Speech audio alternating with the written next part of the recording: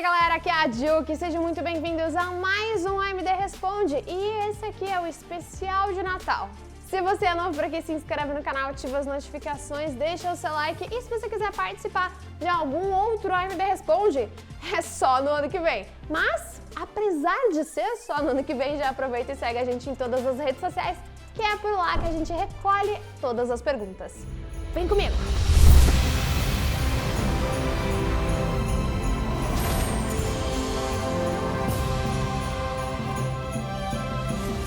Então, antes da gente começar esse vídeo, a AMD deseja a todos um Feliz Natal! E agora a gente vai direto para as perguntas. Vamos lá! Primeira pergunta natalina. Quando será possibilitado o suporte da Zen 3 para B350 e X370? Placas A320 já estão recebendo. Então, por enquanto não existe nenhuma previsão para isso acontecer. O que acontece é que a AMD ela decide qual que é o mínimo de suporte que os fabricantes de placas-mãe precisam dar. Então, se eles decidem adicionar algum outro chipset dentro da lista de suporte, é por opção deles. Inclusive, pode existir algum suporte só numa placa-mãe, num modelo específico e não para todos os chipsets. Então, fora da lista do B450, X470 e toda a série 500, nós não temos controle se vai existir ou não o suporte. Vamos para a próxima pergunta, natalina. Por que todos os processadores têm tantos mega de cache? Para que tanto? Então, vamos lá. O cache, na verdade, ele é onde as informações que o processador vai processar, vai utilizar para fazer os processamentos, toda aquela parte matemática, é ali que estão as informações. Caso a informação que o seu processador precisa não esteja no cache, ele vai precisar então buscar essa informação, puxar essa informação lá da memória ou até do sistema de armazenamento. Bom, o sistema de armazenamento ele é o sistema mais lento em todo o seu computador. Mesmo que você tenha o melhor SSD do mercado, memória ainda é mais rápido, por exemplo. Mas a latência até o processador pegar essa informação na memória e puxar para o cache para então processar, ela causa lentidão em todo o processo, em toda a cadeia ali de processamentos. Então, quanto maior o cache, menor vai ser a latência. Consequentemente, maior vai ser o desempenho do seu processador. E como os processadores estão cada vez mais rápidos, como o desempenho do processador está cada vez maior, a gente precisa de uma quantidade maior de cache para não gerar esse gargalo dentro de todo o processo. Próxima pergunta natalina. Qual o processador AMD com o melhor custo-benefício recomendado para renderização 3D? Como tu não falou especificamente qual é o software, eu vou supor que essa renderização 3D seja em algo como Blender, por exemplo. Nesse caso, o mínimo recomendado eu acredito que seria em torno do Ryzen 7. Se você tiver como comprar o Ryzen 9, melhor ainda. Mas esse é o tipo de renderização que é mais utilizada para o Threadripper, né? Ela já é mais voltada para o Threadripper. Então a gente vai colocar o mínimo aqui no Ryzen 7, a partir do Ryzen 7. Lembrando que você precisa também ter todo o seu setup de acordo, uma quantidade legal de memória, uma placa de vídeo, todo o setup aí precisa estar conversando com esse Ryzen 7. Aí você pode tanto pegar o da série 5000 como também o da série 3000. Próxima pergunta natalina. Para aproveitar ao máximo o meu Ryzen 9 5900X, qual GPU inicial devo adquirir? Então, o Ryzen 9 5900X, ele não é um processador de entrada. Então, basicamente pegue a melhor placa de vídeo que o seu dinheiro puder comprar. Porque o Ryzen 9 ele não vai dar gargalo. Não vai dar gargalo em nenhuma das placas de vídeo existentes. Então, basicamente, pega a melhor que você puder. O Ryzen 9 não vai ser o problema do gargalo, porque ele é muito bom. Juki é prova. Próxima pergunta. Qual é o melhor processador da AMD? Bom, vai depender bastante de qual que vai ser a sua utilização. Vamos lá destrinchar essa minha frase misteriosa. Se você, por exemplo, só joga no seu computador, um Ryzen 5 já vai te atender muito bem. Se você é justamente o rapaz que acabou de mandar a pergunta em relação à renderização 3D, aí o Ryzen 5 não vai atender tão bem, é melhor ele já passar para um Ryzen 7 ou um Ryzen 9. O Ryzen 9, por exemplo, ele é o processador que tem a quantidade maior de núcleos, a maior quantidade de threads, claro, dentro da plataforma M4, né? Mas, dependendo para que você vai usar, você vai ter uma grande quantidade de núcleos ociosa. E aí, dependendo do que você vai fazer, você não vai utilizar e vai ficar ali parado. Por exemplo, o rapaz que a gente falou, que ele vai fazer a renderização 3D, ele vai usar todos os núcleos, porque as aplicações que ele usa vão fazer uso desses núcleos. Se você só joga no seu computador, a maioria dos jogos não vai conseguir fazer a utilização de 16 threads, por exemplo. Então você pode, em vez de comprar um Ryzen 9, comprar um Ryzen 5, um Ryzen 7, investir um pouquinho mais em memória, um sistema de armazenamento mais rápido e vai fazendo então o seu setup equilibrado, porque afinal não adianta um Ryzen 9 usando um HD, né, um HD mecânico. É isso. Faça, né, verifique qual é a sua necessidade para a gente poder explicar para você melhor qual que é o processador que vai se encaixar melhor. Próxima pergunta. Qual Ryzen comprar para render que não custe mais de R$3.000? Bom, aqui eu não sei se é um render 3D ou se é um After Effects, mas eu fiz uma pesquisa muito rápida no Google e dentro do seu orçamento entra um Ryzen 7 5800X. Bom Natal para você, porque esse é um bom presente. Próxima pergunta. A AMD tem novas placas de entrada como a concorrência está fazendo? Durante esse ano a gente teve tanto o lançamento da Radeon RX 6600 como também da 6600 XT, que são justamente as placas de vídeo de entrada. Então, se você ainda não assistiu aos vídeos, dá uma olhadinha aqui no canal, a gente tem vídeos sobre essas placas.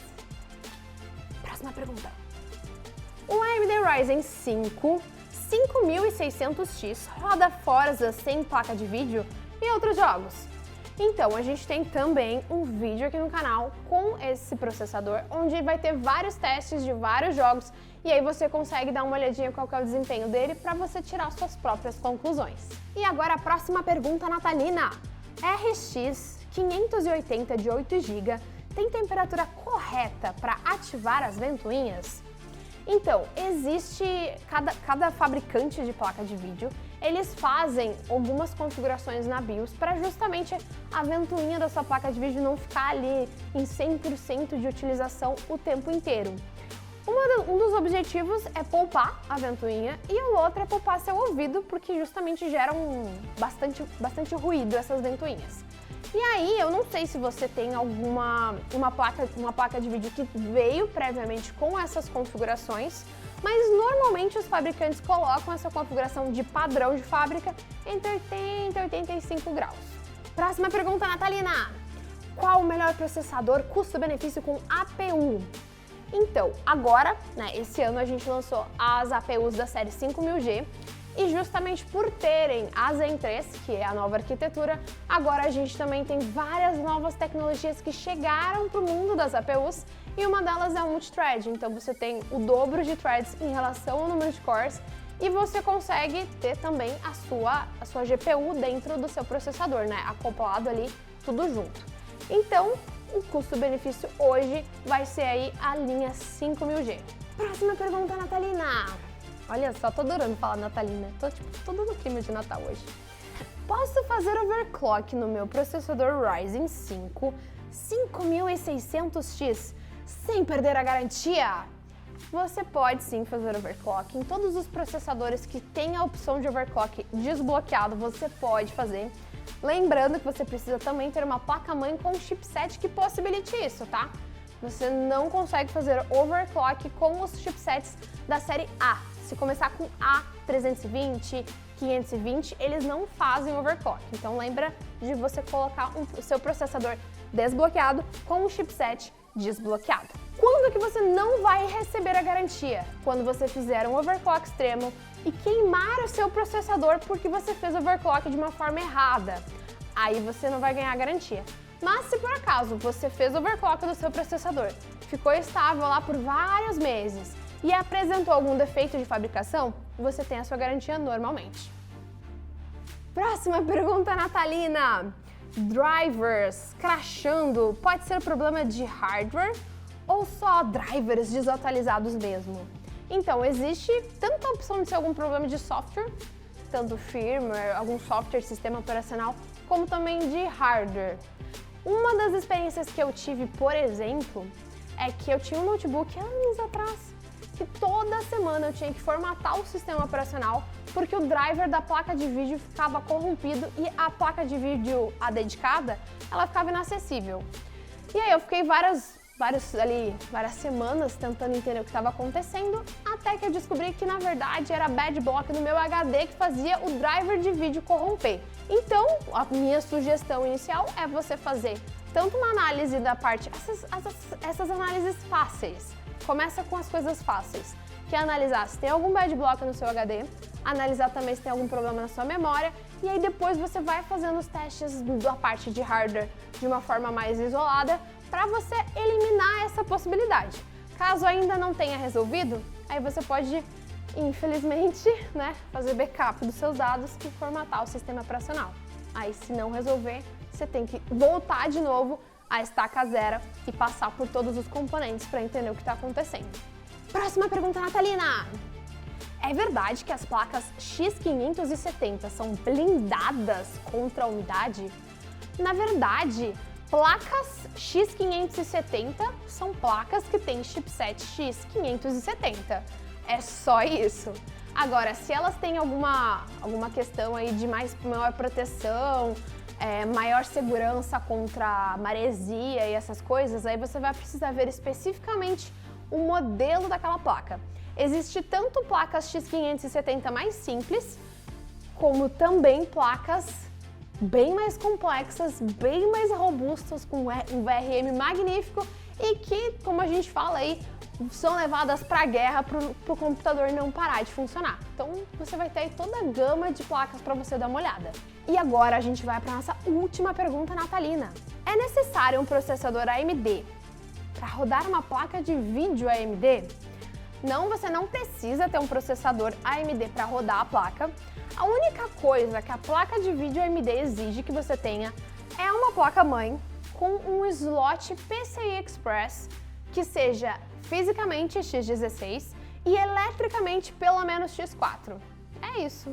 Se você gostou desse AMD Responde de Natal, por favor, se inscreve aqui no canal, deixa o seu like, ativa também as notificações.